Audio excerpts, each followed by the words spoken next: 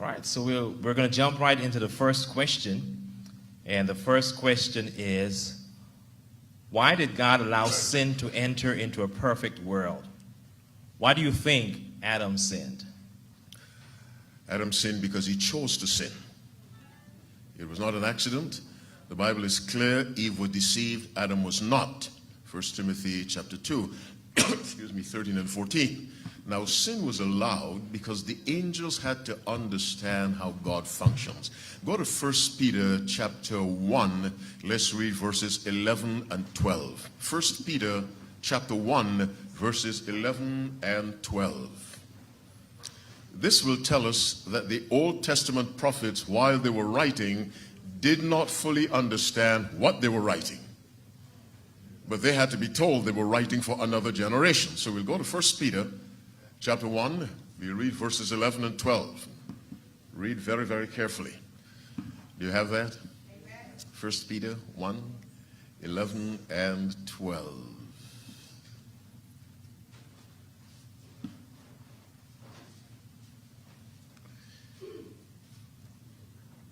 Searching what or what manner of time the Spirit of Christ which was in them did signify, when it testified beforehand the suffering of Christ and the glory that should follow. Now verse 12. Unto whom it was revealed that not unto themselves but unto us they did minister the things which are now reported unto you by them that have preached the gospel unto you. Finish that verse. With the Holy Ghost come down from heaven, come on, which things the angels desire to look into, which is the gospel. The angels do not understand everything. Now, compared to us, their minds are like encyclopedias, don't misunderstand me, but they don't understand everything. And so when Lucifer fell and the Lord threw him out, they did not understand whether or not he was justly treated. As a matter of fact, Ellen White writes in Bible Commentary, Volume 5, page 1149, paragraph 10, it was only when they saw what Satan did to Christ on the cross that the last strings of sympathy with Satan were cut.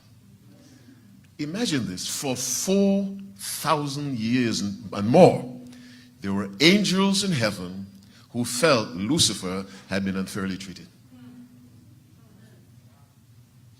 God had to allow sin. That's the reason why God allowed Cain to live, that the universe may see what happens as sin proceeds and progresses. It's a painful thing for God because he hates sin.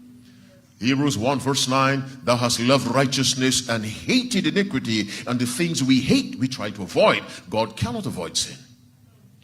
That's why when all the wicked are finally destroyed, including Satan, but before he is destroyed, every knee shall bow, and every tongue shall finally confess that Jesus Christ is Lord.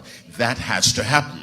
And for that to happen, sin has to be seen for what it really is, so that those of us who are saved, having seen what sin does, we will choose to live in a world where sin will never return again.